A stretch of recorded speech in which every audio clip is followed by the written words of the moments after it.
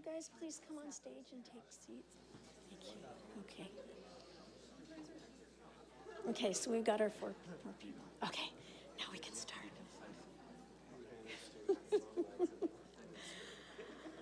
Okay, I'd like to move us forward because we still have some really wonderful speakers and discussion to take place.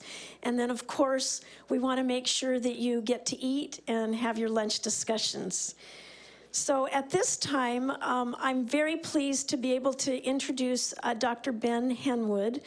He's a co-author of the book on Housing First, the model for that's being used at this time, and the National West Coast co-lead for the Grand Challenge on Homelessness in the area of social work, as well as the creator of the Social Work Enhanced Field Placement Project that was kicked off this year. So let me introduce. Thank you very much. Good morning, everyone. So it's great. I wanted to talk about a pilot that we launched this year called the Enhanced Field Placement for Excellence in Homeless Services. And what I love is anytime you want to do something, if you call it a pilot, it seems like no one has an issue with it. But hopefully this is going to be something that we do year after year. And so I wanted to talk to you about that a little bit, but mainly give the students who participated in that field placement a chance to talk about it. And the pilot was designed to do two things, right? To excite people around this idea of ending homelessness, and also develop leaders who can actually enact that and make it happen. And that's as much about developing skills as it is changing mindsets. And so those were the two things we wanted to do this year. This is a group of students that were supported by the field office and their placements, and I see some of the participating placement sites here that were part of the field placement and actually attended some of our events. And these were students who got up on monthly. We met at 8 a.m., so before their field placements even began, and we met with 2 hours. And we did a variety of things. And so we talked to sort of policy experts, including Chris Coe, who was kind enough to join us. We talked to housing developers. We talked to advocates, people with lived experience of homelessness. So, and a lot of this was student driven. So a lot of each month we met and we talked about what was sort of in the interest and needs of students. These students also participated outside of those 2 hours in events such as the Homelessness Awareness Week. They helped organize that on campus. They participated in the Homeless Count and also in the advocacy around all the H's, Triple H and H this year. So it was an exciting year to launch this pilot. And so I'm happy to talk to you more about it after this event, or I think there's a sign-up sheet if you're interested and you want to talk, or talk to any of us. We will all be here all day facilitating some of the table discussions later, so you'll have a chance to speak to these students. But essentially I wanted them, we only have 10 minutes, so I'm asking them to be brief, but just to talk for 1 or 2 minutes to some of the takeaways that from this year in their enhanced field placement. So, thank you. Thank you. My name is Thomas Dunleavy, and I'm placed with Skid Row Housing Trust. So I'm working right in the heart of Skid Row on San Pedro and 5th.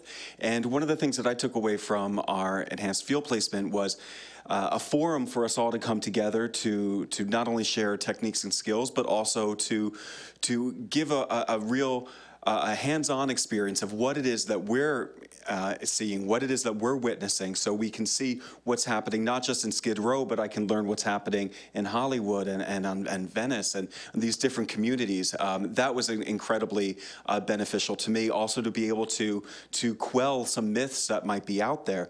You know, walking through Skid Row, I've seen a tremendous amount that Officer Joseph absolutely beautifully helped to humanize for us, and that was one of the things that I hope that I was able to do, was to help humanize the citizens of this neighborhood, to quell some of these myths. For example, the LAPD, I have seen only respect and understanding and patience as they're engaging with these citizens, and I have a tremendous amount of respect for them and for everything that they do for this vulnerable community. So to be able to share those ideas with the enhanced field placement has been very beneficial for me.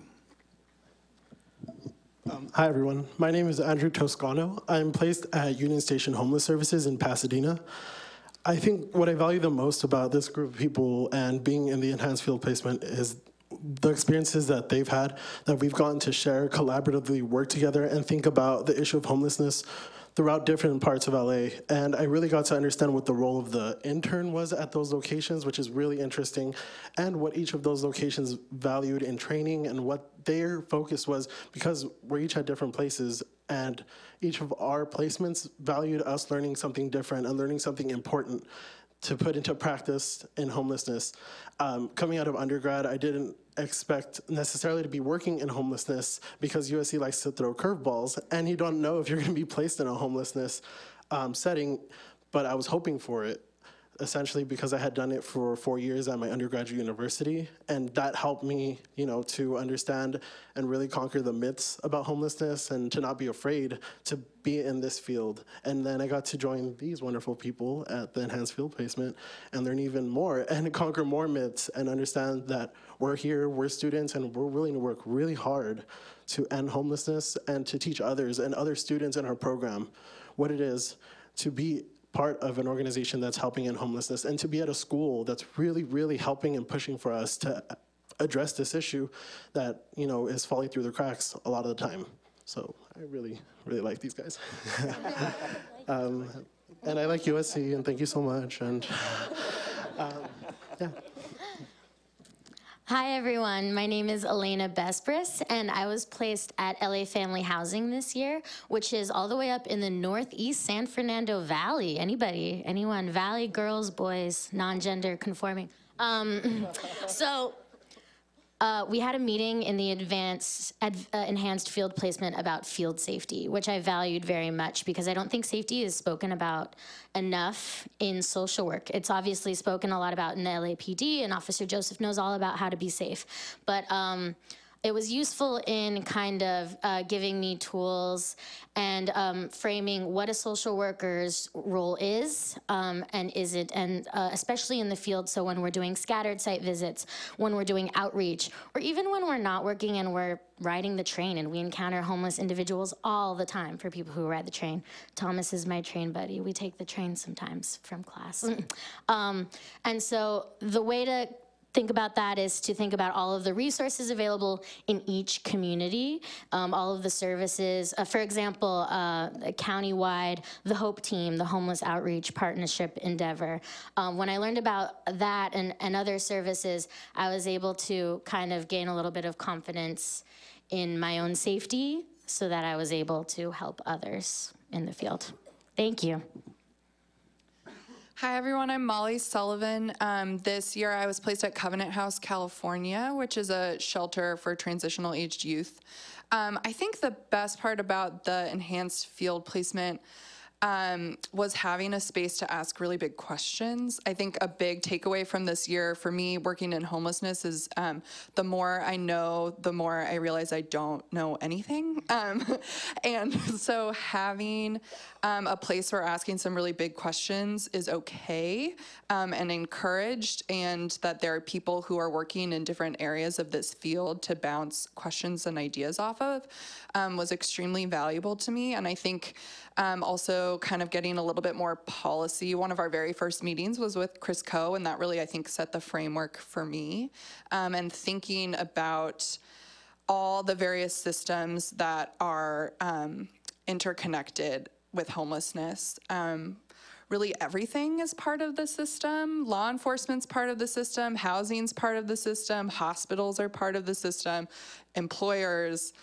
Like, this issue touches every sector of our social fabric. And so having a place where we could kind of throw ideas around and ask questions about how we could be doing more to make homelessness an issue that everyone is thinking about was really, really impactful for me.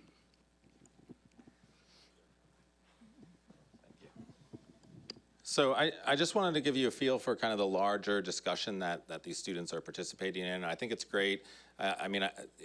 To be involved in that larger discussion, I think is part of the excitement when you realize what's involved and how many people care about this interest. And I don't know that student interns always get that. I don't know that people in the field are always aware of that larger issue.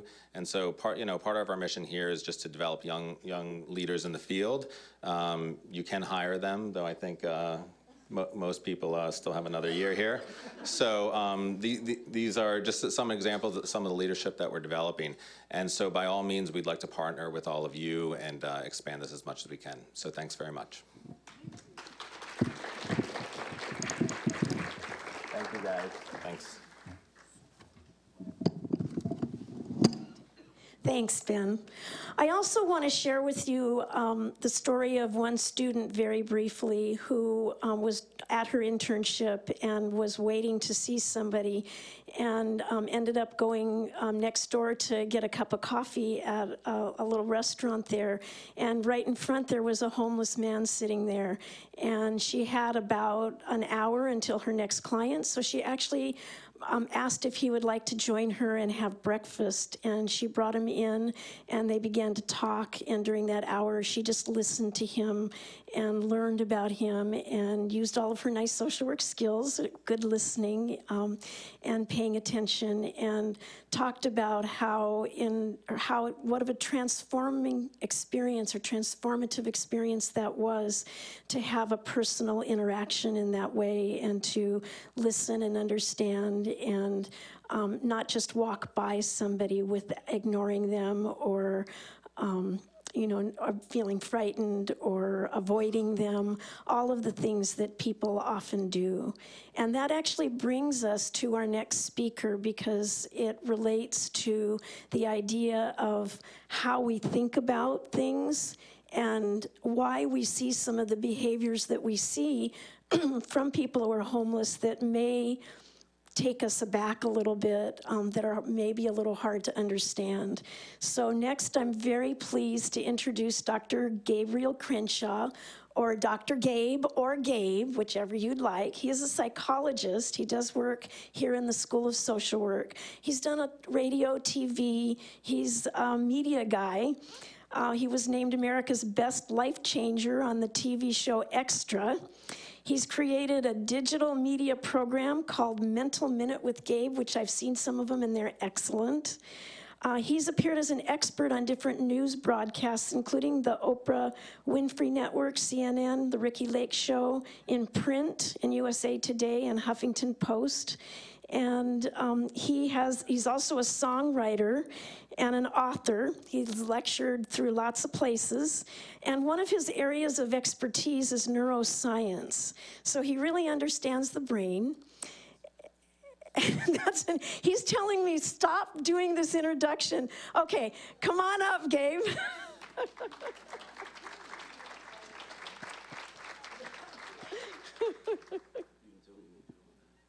I just read it from your Bible. Don't. I'm never talking for you again. All right. Oh, geez, after that. Hey, everybody. I really enjoyed you, officer. I'm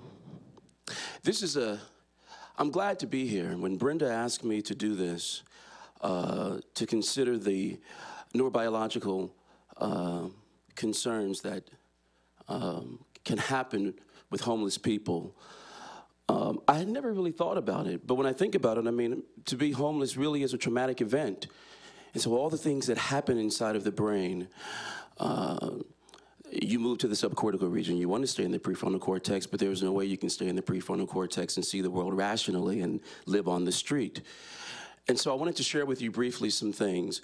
But, you know, Brenda said something, and I was not going to share this, but because she went on and on and on, let me humanize myself a little bit.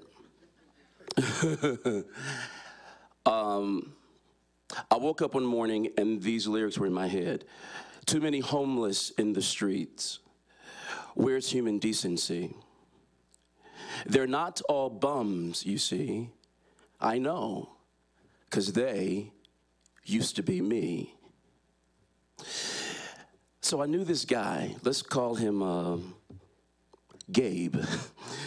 And he wanted to go out in the world and do his own thing, and so his mom and dad let him take his their Mercedes, which kind of became his, and he found himself having fun, and then found himself homeless.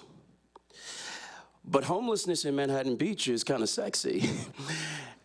And I found this place. This is a true story. I found this place. It was like Homeless Row, only it doesn't look like Skid Row. If you want to know where it is, I'll be standing over here after this, and you can come and I'll tell you where it is. But I don't know how I stumbled upon it, but I saw a Jaguar, a BMW, and just a bunch of other cars. So I thought it's a safe place for me to sleep tonight. I had a lot of pride, and I didn't want to tell anyone. I did this for 4 months, living in my car. And I remember, I thought, well, it's not so bad. I mean, I got a Mercedes, and here's a Jaguar, and here's a BMW. One night I came home, and there was a Nissan Sentra that had moved into the neighborhood. And I'm not kidding you. I went, oh, my God. It's a Nissan. Here. There goes the neighborhood. I'm not kidding you. And I thought, isn't this crazy? It's like, dude, you're living in your car.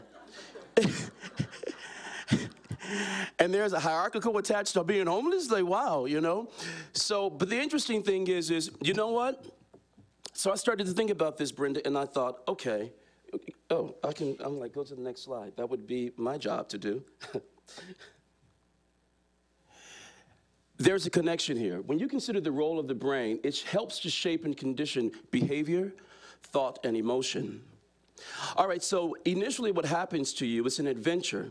I'm in my prefrontal cortex. It's wonderful. It's an adventure. I'm sort of hyper-aroused at the idea, I'm out in the world and I'm doing my own thing. And, it's not a bad neighborhood and I can go to the beach and it's wonderful. Not a real big deal. And I always like to wash my hands when I finish using the bathroom, but it's kind of hard to do that in the car. So I figured out something, that the sprinkler systems went off at a certain time. So I could actually time my bathroom breaks. Even if it was like 2 or 3 in the morning, I knew when the sprinklers went off, and that way I could use the bathroom and then wash my hands. I didn't even have to pay water or electricity. This was good. And so you think about all of this. I did. A month passes, 2 months passes, 3 months pass. All of a sudden, the brain changes. I had never really considered it, but when I looked back into preparing for this, I thought about it. I actually went through the process of what it is when you become homeless to the point of destitution, only I didn't have to hit destitution. But even still, a college graduate, I was a college graduate by then.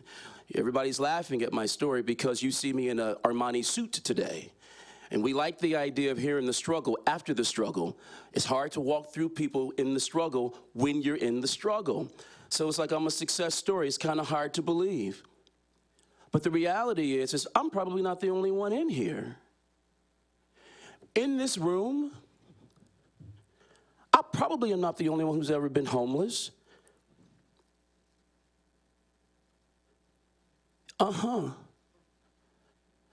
A paycheck away from being homeless, because that's the reality. The face, what I want to do, we're talking about innovative solutions. Well, first of all, we have to not only consider the obvious characters who we identify as homeless, there's also the other side. Those are the folks who are embarrassed, that are living in their subcortical region, the amygdala, because of embarrassment, and there's a defense mechanism in place. That's what I want to speak to as well as the obvious and mental illness, because it could have happened to me, because I started to lose a bit of my grip with reality, because I am not in a normal situation. Now I'm exposed to environmental concerns that you don't think about when there's a roof over your head. So let's take a look. These are the areas that we're looking at. The prefrontal cortex. Hey, how do I hit that laser thing?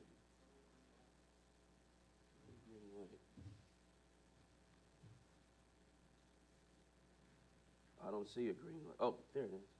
Oh, yeah. Prefrontal cortex, limbic system, and basal ganglia. This is movement. This is your executive functioning, your thought, your ability to make good decisions. In my case, my mother and dad would have said, your ability not to be so stupid and have so much pride not to come back home after you realize that you were homeless in a Mercedes. But it's funny how everything looks better, right, in a Benz, right? It's just sexier in a Benz. You know, I'm not really homeless. I mean, you know, I'm like, this really is LA. Everybody just, you know, drives around and, you know, it's just horrible. You know, it's like, you know, sell your Benz, you can pay rent. Right, this is reality. But this is where it happens. The emotional brain, look at this, the thinking center, the thalamus, the appraisal, the cognitive appraisals of what happens inside the orbital frontal cortex of the brain. You have the ability to make a cognitive appraisal so that you can make a different decision. You can sense if there is danger, if your faculties are working appropriately. But there's something that happens to you when all of a sudden you are exposed to elements and the vulnerabilities kick in. Your basic functioning, like eating, sleeping, breathing, all of these things stand the potential to be compromised because you're living in a compromised situation. It helps us to start to understand just biologically and neurobiologically what homeless people are actually going through. They appear to be crazy. They appear to be off-center. And that is true, but there's an organic quality to it. That once we start to understand that, I think the urgency to do something about it kicks in a little bit more because we start to understand that these are people just like us. Essentially, there really is no difference between a homeless person and a person who isn't. Worry, stress shrinks the brain. My first month, it was just sexy. And I didn't tell anybody, no friends or anything. Oh, thank you. It's a level of embarrassment, which is that's interesting because, you know, it's like that's the amygdala. The amygdala is responsible for embarrassment. There's a song by Phil Collins, you know, Another Day in Paradise. Oh, think twice. It's just another day for you and me in paradise. There's a line in that he says that the woman is on the street and she says, sir, can you help me? It's been days and I haven't had any food to eat. He walks by as if she isn't there. And then the line says, she's embarrassed to be there. Oftentimes when we find ourselves embarrassed, we get upset. If you've ever been involved with kids and they make fun of each other, boys tend to start to fight. Why? Because they're no longer inside their prefrontal cortex. They've moved down to the subcortical region of the brain. There's an action potential that exalts my fist against your face, and it makes me feel better because it takes the focus off of me, and now you look like a fool. You get it? The same thing often happens when we're dealing with homeless people. And so we walk past them. And honestly, I mean, let's be honest. We walk past some homeless people, they're disheveled. You know, there's an odor, etc. You know, we're not so prone to say, here, you want to go to Fleming's with me tonight? Right? Because they don't belong there. There's something uncomfortable about it with us. Right? And it makes it difficult for us. We can, like you said, you know, let's just pour some money there and move on. Until it hits your house. And then it's different because you don't see yourself. I didn't see myself like the person out on the street, but essentially that was me. So, worry shrinks the brain. Consider this. This is the depressed brain, the not depressed brain. This is optimal functioning right here. Literally, your brain lights up. Neurotransmitters. There's an electrical transmission that happens at the presynaptic level. All right, it sends the message over to determine whether or not there'll be an action potential. And if it is, it sits on the receptor site called dopamine, norepinephrine, even serotonin, and you feel really, really great. That is when you're operating optimally, when things are good. Emotional regulation, what we start to see here, bipolar and schizophrenia. These are places where this is housed inside the limbic system, which is why we see what we see with the homeless folks. And I talked about the amygdala already. It's the physiological response, it's the killer instinct. And so what we start to see when it appears that homeless people are a bit violent and aggressive, sometimes they can be because there's a level of threat that happens. And that's what the amygdala is responsible for. In its natural state, when it's operating optimally, functionally, it's good for us to have that. There is a built-in fear mechanism that we should have, and we behave appropriately. When it is compromised, and you perceive a threat, real or imagined, particularly imagined, you will still try to protect yourself. And I think that's a lot of what we see and why it's scary. Mirror neurons, and I think this is important for the MSWs and everyone to understand. All behavior is derived from a state of stress. What lies between behavior and stress is emotion. To calm stress and diminish behavior, we must understand, process, and express the emotion that is actually salient to us. But again, trauma leads to hyperarousal and dissociative responses. Over time, it then moves into, and it can be schizophrenia. Even prolonged depression can cause one to disassociate. You're cut off from your family, you're cut off from everyone. Who are you talking to? Yourself. Who's answering you? A disassociated self. And it all makes sense, right? We understand that even as sane people, every answer that comes across my head isn't a sane one. And I ain't homeless anymore either, okay? Brain structures are altered. This leads to inefficient stress coping mechanisms. Fighting, eating out of garbage cans, but that's a level of survival technique too, isn't it not? You never know what you might do until you get in that situation at a level of desperation. At all costs, the body is designed to do what protects itself. It's very Darwinistic. We're designed, we want to be here. And whatever the state is, whether it's compromised, there's a level where we actually want to be here. And homeless people are no different. Decreased hippocampal volume compromises ability to integrate various sensory inputs. And what happens is emotions in the context, you can illustrate them in a way that's rather inappropriate. I've got just a little bit more time left. Impulsive, disruptive behavior of some homeless individuals is their way of communicating underlying fear-based feelings. As a therapist, when you come across homeless folks and you're willing to do the work, and it is in fact work, it's daunting work, but it's work nonetheless. Consider this, these mirror neurons I'm talking about are formed in the temporal, occipital, and parietal visual areas, in addition to some cortical areas, largely motor. The mirror neuron as the mechanism is prominent in learning by imitation. There's something that we can do. An interaction with the homeless person, believe it or not, you can change the neuronal pathways in their brain just by the way you interact with them. You can either join in their hysteria, they see you and they approach you and you're afraid. I was coming out of Burger King one day and this homeless guy said, hey, can you give me some money? I'm homeless. It was a bad day for him to come up to me, honestly. And I said, well, tell you what, I'll buy you a burger. And he said, I had Burger King yesterday, just give me some money, I'll go where I want. I said, oh, you're not really that hungry yet then, right? My response, it matched his flippant response. What would have happened had I been calm? What if I had been present, actually listened to what the real need was, connected on a deeper level? Validate his feelings. It's no picnic out here being on the streets. Look for opportunities to join with the homeless population emotionally. Story kind of like mine. We like this. Like I said, we only want to know about the struggle. After the struggle, doesn't she look great and beautiful? How many of us would have been rooting for her if we saw her in her depressed, compromised state? This is where we have to get to. And finally, because I think we're going to hit some things, I'll leave it for question and answering. Working to rebuild relationships with the homeless people is important.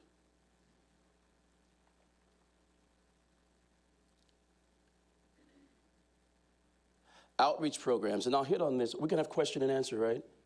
So I'll stop here, but let me just say finally, instead of prescribing medication to homeless folks like Stephen, which I'll talk about in the Q&A, what if doctors could actually prescribe a house? Yeah, I'd be homeless all over again. Can I have it in Malibu, I'm homeless. This is happening in Hawaii. They put it through legislation. I'm not kidding around. And I'll talk about why this could actually be a viable possibility. Because homelessness is not just an issue with mentally ill people. There's actually, it's a disproportionate amount of people homeless, but it's about 20-something% who are mentally ill. In our greater society, it's about 6% of mental illness that we see. But there's so much more to it than just being homeless. Rather, mental illness being associated with homelessness. It's also about low income, inappropriate housing. Some of the squalor in the houses that people are given to live in is actually worse under that roof than it is out in the streets. So with that in mind, I'll stop here, and I'll stop. Thank you. Okay. This was a quick overview of an interesting topic, because I think understanding how the brain functions, what we see, and what that means for care is important. Are there questions from the audience for Gabe?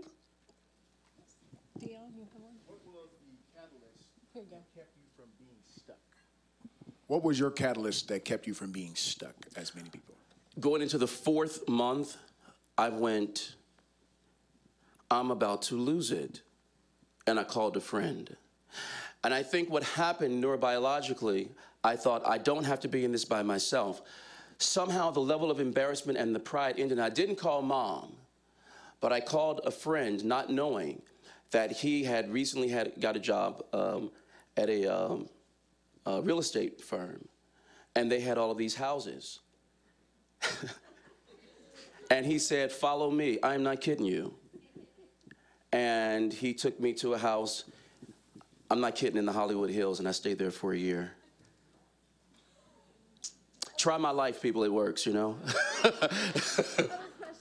Seriously. So can you tell us how we can take what we know about the brain and use it to help people who are stuck in homelessness where they can't seem to get out? Yeah, there's something that has to happen. As a therapist, you can really get lost in the, oh my God, this is so terrible for you. And what's happening is there's a level of fear, I believe.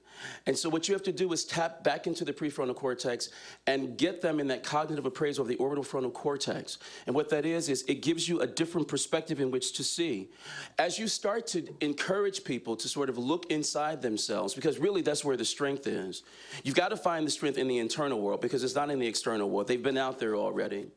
And it's different levels of what happens, but you start to speak to that level of strength, and everybody has it. And the idea that mirror neurons work, your calming presence, your reassurance, your ability to help them find, and you are mimicking this kind of behavior for them, they will start to imitate that same behavior. I watched some of the officer's videos of a couple weeks ago, and just his interaction with homeless people, he is able to get something from them that seemingly some therapists can't get, because you're using the wrong tools. There are times where you have to put yourself aside. Your tool initially is this. People aren't really interested in what you know until they have a sense that you care. And when you are vulnerable and you are depressed people really see the world as it really is. And they're looking at you like, why the hell aren't you depressed? You see how bad it is out here, and, right? But there is a level that we exalt ourselves a little bit so that we can have a better decision, because we believe, like the health belief model, there's a sense here in our cognitive resources that what we see necessarily, we don't have to necessarily be moved by it, so we become emotionally vulnerable to it, thinking that we can't do anything. It's internal locus of control and external locus of control. And it all centers here in the cognitive resources. And then people feel better about themselves. And so then dopamine kicks in and other neurotransmitters and serotonin. This lifts your mood. Your neuronal pathways actually will change just at the thought of a new possibility. And provided that there's housing in place and a doctor that can prescribe you a good house, you know, things are looking up. But it's going to take all of that, because it's not just solely a biological phenomenon. It's going to take all of us. You know, if only the PhDs knew it, then we'd have the answer. But we need the policymakers involved, et cetera. Okay? Yes. Thank you so much. Oh. Mm-hmm. I don't think this is Thanks for being here. We'd love to see the rest of your presentation, and I'm wondering if or how this could be adapted for us to share with staff or volunteers. There's so many misconceptions and Right. we talked about a lot. Like, is there something that you have already done, or will you consider maybe some kind of a training program or faculty available in the future? Yeah, I'll do it if Brenda helps me. In fact, Brenda and I have talked about actually writing an article and really getting at this, because I think the piece that is often missing, even from therapy in general, is the neuroscientific model. And it's not just because it's in vogue since the Genome Project, but the brain starts everything. right? Sensory neuron, and it sends a message to the motor neuron right into your muscles and glands. It's how we move about the world. The intention, what we're doing in here right now is all about intention, right? To go out into the world and be impactful. But it has to start with the thought. I'm willing to do it. Okay. We have been working on a curriculum with the city of Los Angeles. And I think it's just really important to understand that when you become homeless, the fact that you're dealing with that level of trauma and basic level of survival, that does begin to change your brain, and where you're focused is different than you would be if you were housed. And so looking at somebody and assuming that they are functioning in the same way with the same priorities, using the same part of their brain when they're not, is not as helpful as beginning to really understand why you're seeing what you're seeing and beginning to take that into account. Was there a question? So there's been a lot of research and studies around the impact of trauma on the brain of children and even youth up to the age of 25, since we now know that the brain isn't really fully developed until 25. Right. So do you have any recommendations on any preventative measures or things that should be done for children and youth, since we also know that they can end up with lifelong health consequences because of trauma suffered when they're younger? Absolutely. Are you guys familiar with the ACEs? Yes. That's huge right now, and it's kind of what we have all known. Protective factors is really what you're talking about that we put in place. It's really primary prevention instead of secondary and tertiary prevention. By the time you get to tertiary, those are the kids that the officer is picking up off the street. And so attachment is extremely important. How many Bowlby people we have here, Ainsworth people we have here, yeah? This is really important because, and Siegel talks about this in mindfulness as well, right, Siegel?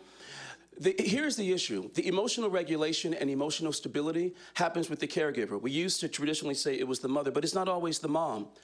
And there's a resiliency that children have. I think it's important for us to remember that whenever we get the children, and no matter what state of trauma that they are in, protect your mirror neuron, right? And you want to influence them with the calm, with appropriate attachment.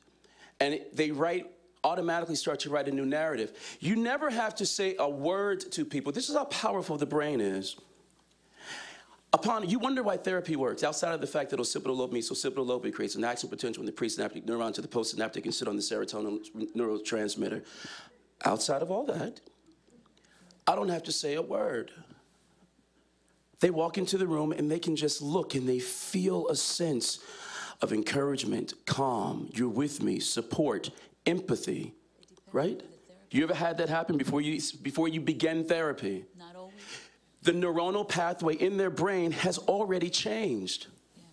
For our children, this is especially important because they don't have the same filter that adults have, so they can spot bullshit instantly, right? Yeah. So you don't try to talk them down and go in childlike mode with them. There are a lot of children that are experiencing adult traumas. You have to deal with it. If you are afraid of it and you can't deal with it, what are you doing? You are re-traumatizing the victim, okay? So that's the attachment, emotional regulation, protective factors, support, and things of that nature. And getting them to change the narrative for themselves, that where you are now doesn't mean, brain plasticity is critical here. The brain is plastic. It has the ability to, it's malleable. It has the ability to make and mold into anything. You start to speak life into these children. And you don't speak to their trauma. We ameliorate the trauma, but we speak life. Does this make sense? Yeah. Okay. Brenda, I have just one quick question. Can I ask a really quick one? Is Hawaii able to bill the insurance companies? Yeah, well, you know, I'll tell you what, they used they actually have used a major insurance company to work with the senator on this, and he came up with the numbers, which I have here, but if you want my PowerPoint slide, I'll give it to you, but the numbers are there. What is it, 40,000 for the gentleman that you saw there, Stephen? He had staff because he's out in the elements. 7 days later, $40,000, he's healed. But he's had this episode 21 times. It's $120,000 a year for homeless people going in and out of the hospital. It's $18,000 to buy him a house. You do the math. Yeah. Maybe not in Malibu. But you know what? You get me a house and do my thing, I can heal, baby. I can get to Malibu. $18,000 so I can go buy one. I had, I believe, a wild conversation during the break with Dr. Wenzel, and I was telling her, my kids live up north, and I'm just amazed at the difference in consciousness. Up in Northern California, they're rezoning properties where people can build the granny homes and the small homes in their backyard. I said, can't we start this here? And she says, it's not, the consciousness isn't here. We were talking about the NIMBYs, who not in my backyard, they just want to protect their own property value, and that's not going to happen over on the side by the beaches where you were homeless. So we need people like yourself. I was trying to get to the point of, is there some way we could mandate those people who are so protective of their property to go to classes like DUI and domestic violence classes, where we can mandate those landlords to go to your classes and listen to you and listen to us social workers who are in the trenches and listen to Officer Joseph. That's a radical idea. Thank you. Mission accomplished today, right? How are we doing with time? 2 more minutes. Okay. Are there any other questions?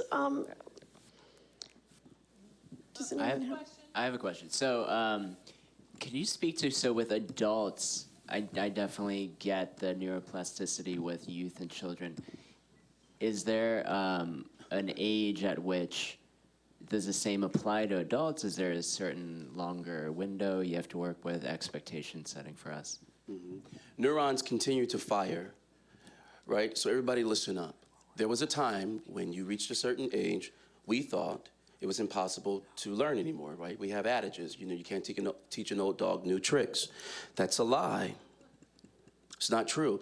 No, what it is the old dog doesn't want to learn new tricks. But you can teach them new tricks because the brain is still there. Plasticity is not just for kids anymore. That's like an old cornflakes commercial or something, right? Orange juice isn't just for breakfast anymore. But no, you can. Which is why we see a lot of people, and get this, for even homeless people, a lot of this is their dreams have been deferred to the point where they're depressed by it, and they, things happen, life gets in the way, and everybody in this room should understand that. I don't care how much money you have. Think about what it would be if you didn't have it. And all your dreams and goals and aspirations for yourself, for your family, goes to the end. But at any moment when you choose to see life differently, that's plasticity. People, it's just a thought. Sensory neuron is intention, is thought. Before you ever make a move, you have to have the thought first. Brain plasticity works with the idea that you decide to do something different. And ultimately, it does become a choice. And even though mental illness, barring mental illness like bipolar, not so much bipolar, but schizophrenia, et cetera, and things of that nature, a lot of homeless people, like I had 4 months, right? Had I stayed in that state, well, I probably wouldn't be standing here right now. Possibly, but I was grown, right? And so the plasticity, I got a different thought. And I believe the universe just opens up to you when you get a brand new thought and brings things your way. I do. Thank you. Thank you. Thank you, Dave. My pleasure. Was that okay? Yeah, I hope that was okay. So I think that the topic here goes along with the whole concept of housing first, because before I think people are going to be able to have some changes in their brain biochemistry, they need to be in a different environment that can support that. And the housing first model gets them to a place where then they are able to reduce the level of stress and trauma and are able to think and function in some new ways. And that's why I think we've seen that technique work well. But now I'd like to introduce our final speaker for the morning, Ellen Sloan. She's the CEO and founder of SoCapTech, which is a social enterprise startup that focused on mobile and web-based applications for nonprofits. And we've seen that in a lot of other areas, but we really haven't seen them focus so much on nonprofits. So I consider that to be one of the wild ideas we're going to look at today. Her emphasis is on bringing technology to serve those who are homeless, as well as people who are homeless themselves, and ways to make innovative apps that can make a difference. She's done a startup that related to a social collaboration mobile phone app to help people to supervise care for people with mental illness and other kinds of disabilities and other types of social enterprises. She has served on the board of the Women's Foundation of California, the advisory board for REDF, and a partner with LA Social Venture Partners. Ellen.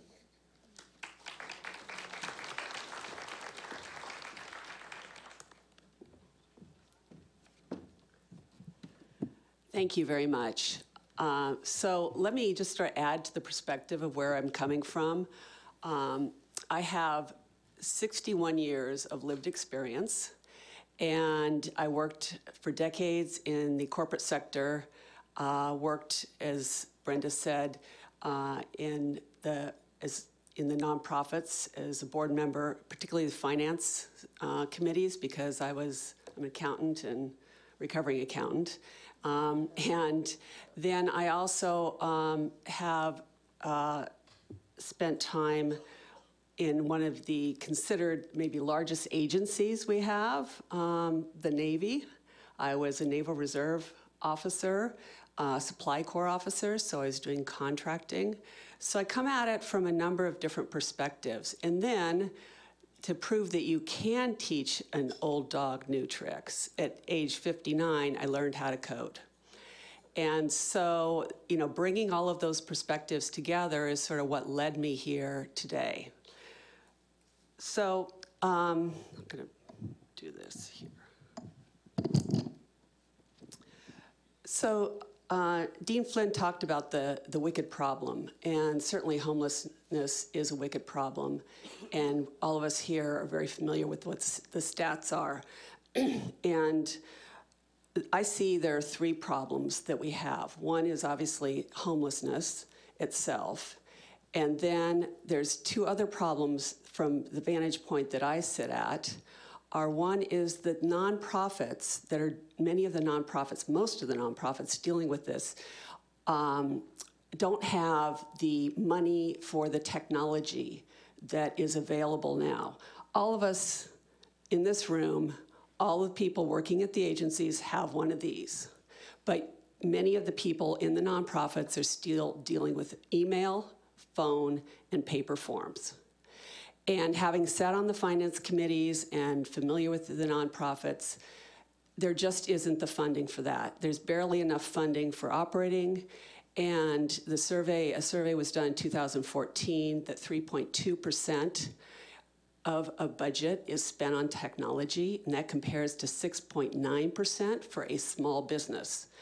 And so the monies that are spent go to maybe paying for the Wi-Fi and paying for the storage and things like that, and continuing the software, but not for innovative solutions that can be made for something like this.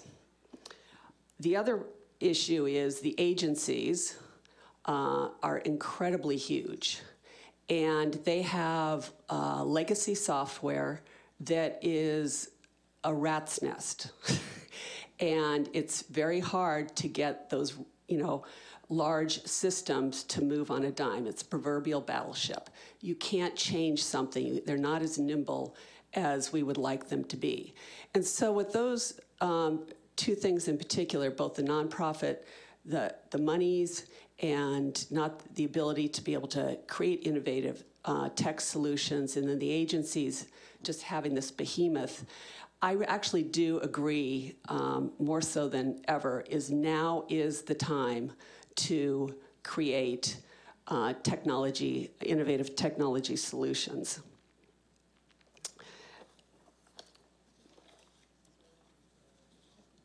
And why is it now? we have a lot of very inexpensive platforms that are available. And this is true. I ran a startup tech company in 2012 to 2015. And we spent over $100,000 to develop what's called in the industry MVP, or minimum viable product.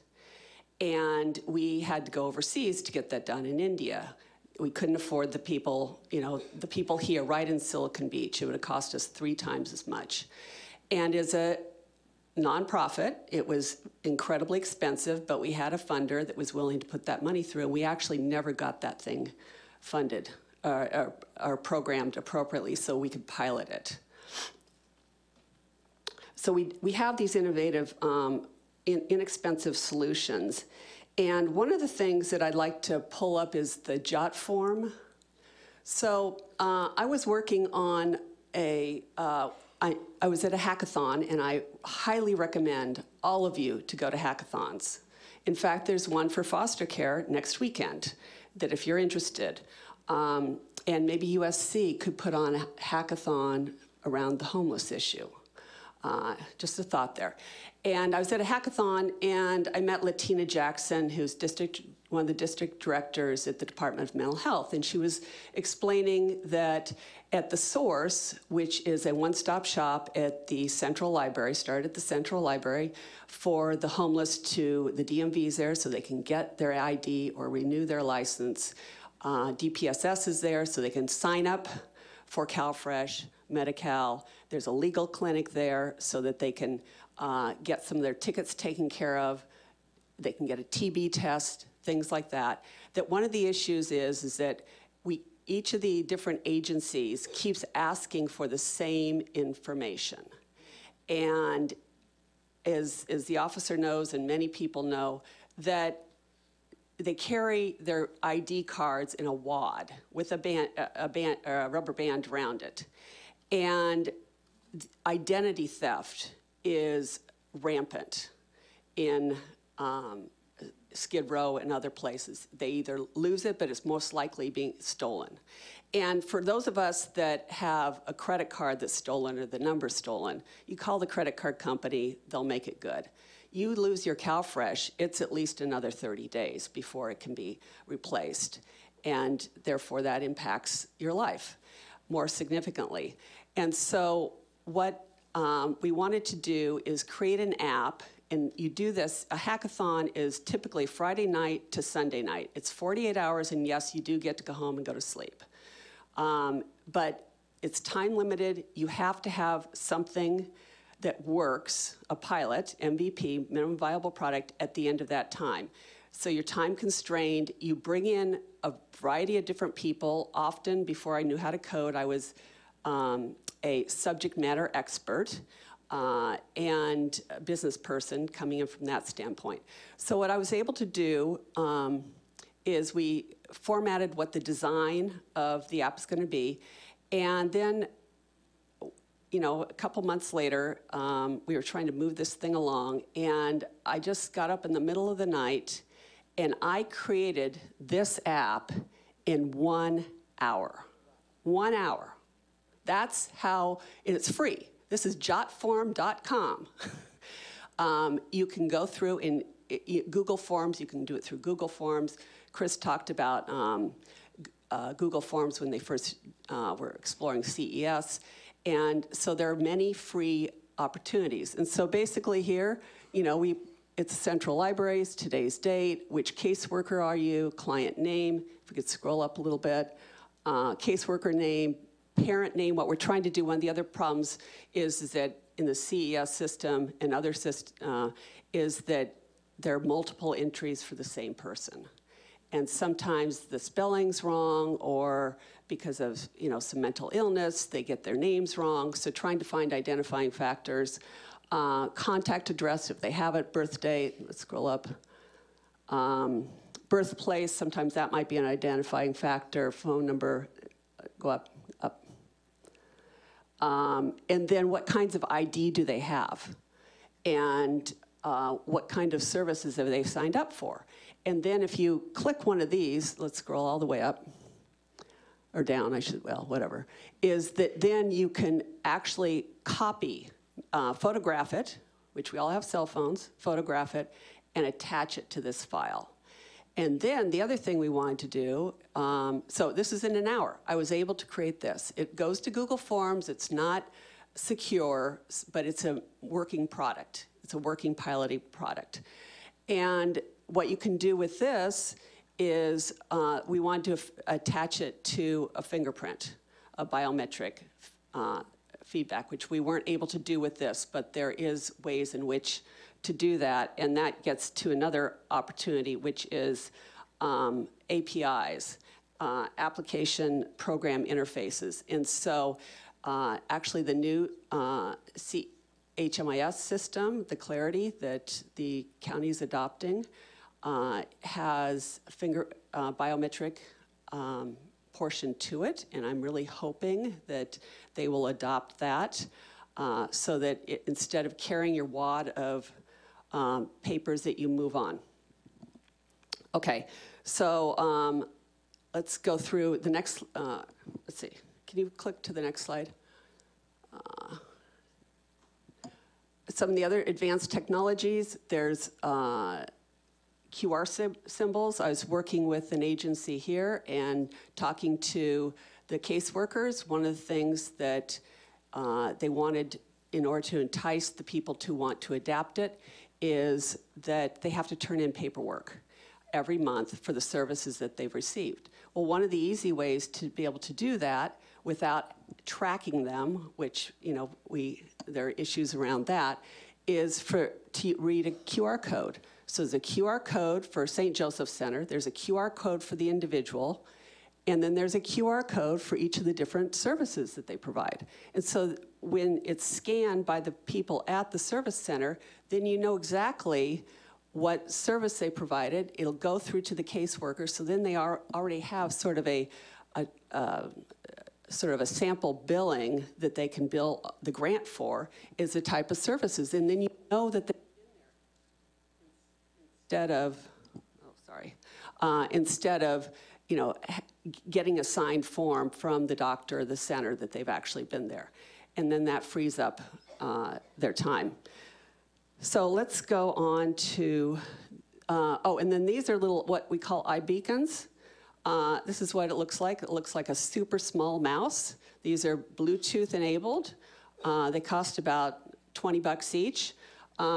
Working with an agency that will be putting together housing, constructing housing for another, and a large agency has the contract for that. And they're being constructed out of shipping containers. And they don't look at all like a shipping container. But having something like this on the individual door for the person, their room, and then another one at the front door, because a lot of these, the housing is in isolated communities, that then they will be able to, you can see whether they've left the room. If they haven't left the room for 24 hours, then that's potentially a problem. Are they going out? Are they into the community? You can see if they've actually left that. You can't say, see whether they've left to go down to the liquor store, but at least you can see if they're actually moving and where they, out of the house. So let's move to the next slide, please. So what I've learned through this journey is that technology is the easiest part of this. It's adoption. It's changing behavior, which we all know. I mean, school-safe social work and many of the other schools is about changing behavior. We know how challenging that can be. One of my favorite people that talks about this is B.J. Fogg. He's a professor at Stanford, and he deals with he's on the board at Rock Health, which is an incubator for tech startups, health startups in San Francisco. And he talks about the behavioral model being that behavior is between motivation, ability, and the trigger. And with the,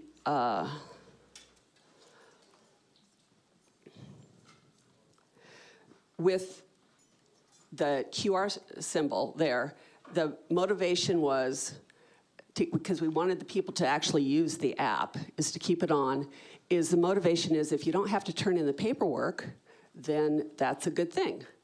The ability, using a QR code is really easy. You scan it in, the center, it makes it easier for them for billing and things like that.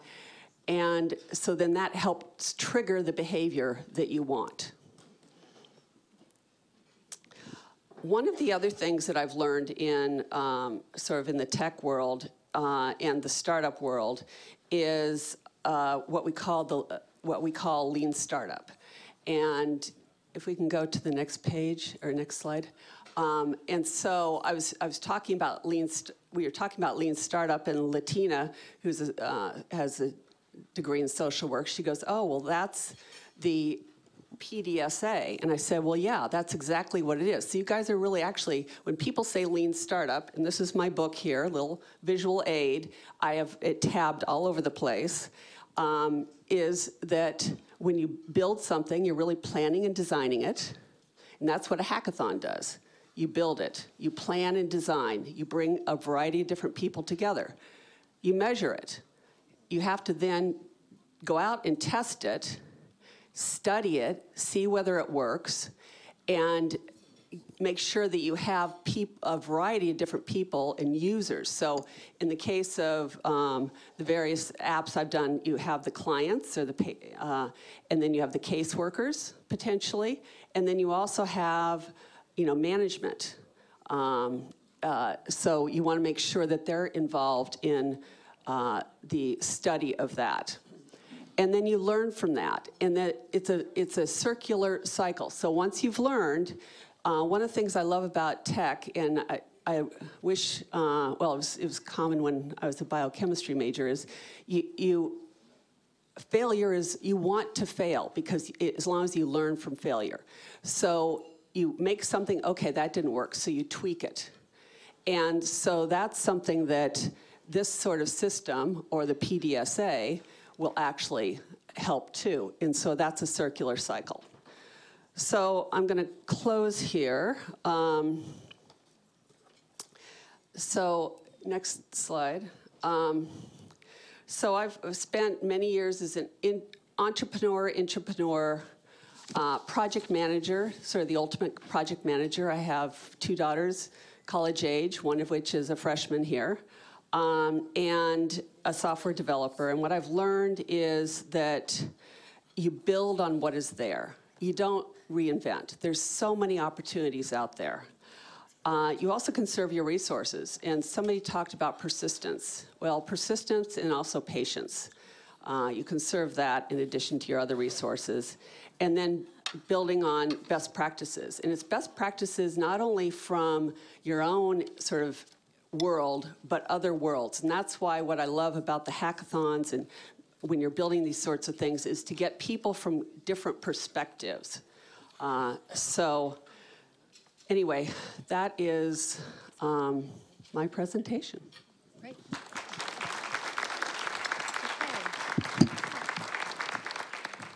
Are there any questions for Elena?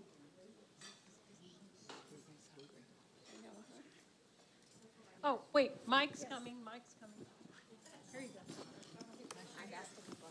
Oh, okay. Somebody has a question? Oh, over here? I saw hands. Hi, Ellen. I'm Eric Hubbard with Homelessness, Inc.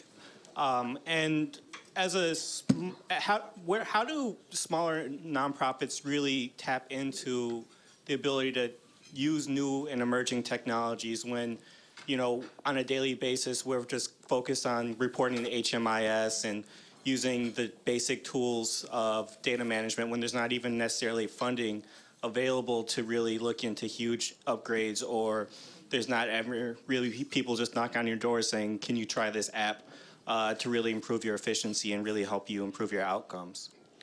Well, that's where forums that are like a hackathon And there are hackathons around homelessness. There's around autism, you name it. There are various issue hackathons. And you can actually go attend those. You and your people can attend, can attend those and be the subject matter expert and actually help create an app that then could be tested where you are and go forward with that. And so I really feel the pain of nonprofits with you're wearing so many hats and you just have to keep the doors open and the services delivered and everything else is not really paid attention to.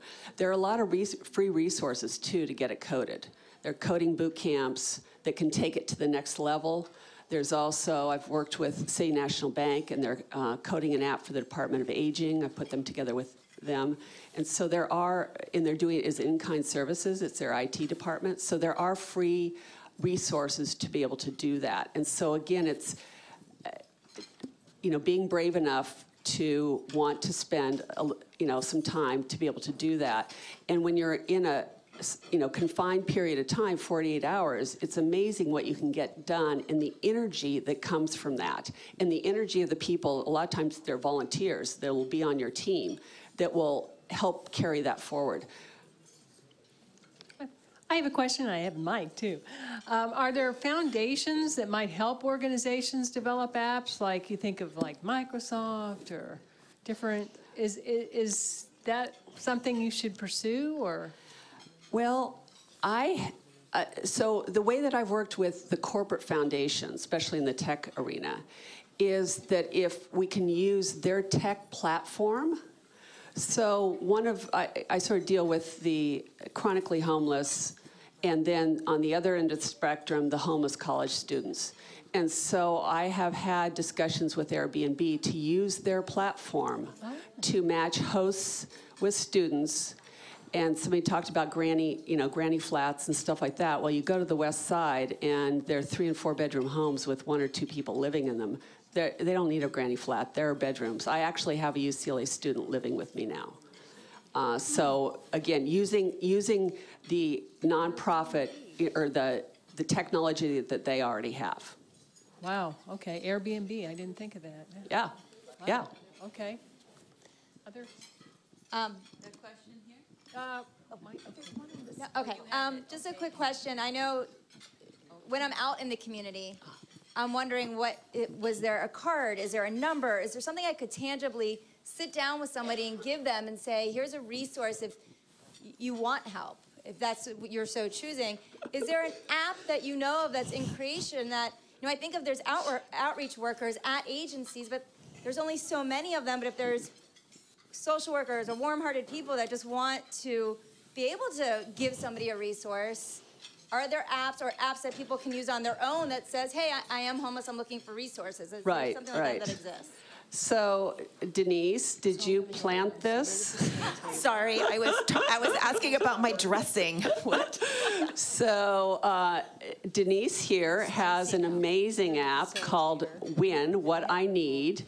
And so any of you that want to find out more about it, it's exactly what you're talking about, and it's vetted, annually to make sure the shelters and the hours and all of that stuff. Actually, more than annually. Okay, so yeah. Denise can tell you more. So yes, there is Win. Just, you can dial it up right now, go to the App Store, and it's there. It's amazing. Yeah. So thank you for that question, Denise. That was very good of you. Oh, well, one of the things I wanted to kind of underscore about what you were saying was the need of nonprofits to do this, which is how we pulled into the space, because I wasn't originally, like you, a nonprofit person. I was on the funding side and the policy side. However, typically, most traditional foundations don't consider technology a direct service need. So when we're all talking about wild ideas, I would like you all to consider, as you've heard about all the interesting things that can be done that Ellen has talked about, and frankly, all the things I know that we're trying to do with our app to connect homeless youth, and we're getting ready to expand into adults, to services. And right now, there is no traditional foundation funding sources because it's not considered a direct funding need. So that's something for, as Eric was talking about, for a nonprofit, that's a really important thing. And people have to start brainstorming about how to move the needle in that area if we're going to include technology as a solution. I absolutely agree. Well, let me conclude with that for our speakers, and thank you, Ellen. That was very interesting and brings a whole different perspective to the table for solutions. Thank you so much. Yay. So you're the facilitator. Okay, as you can see, it's lunchtime. Now, hopefully you have created your rainbows at your table. And now it's time to run with it. We want you to get wild and innovative. Please pull out the discussions questions page from your packet, and each table will begin to talk together. And there should be somebody at each table that is helping to facilitate, but every single person is going to be their own recorder. We want you all to note down what it is that you think is important, and fill in your sheets and turn them in before you leave. We want to compile your ideas. So go ahead, enjoy your lunch, and we will actually be concluding before 12:30, so about 12:25. And I want to thank you so much. I'll just say goodbye to you right before we send you on your way for the day. But thank you all for your participation to this point. Facilitator. So I think I've got that process pretty much under control, but we'll go around and make sure everybody has a facilitator. Enjoy lunch.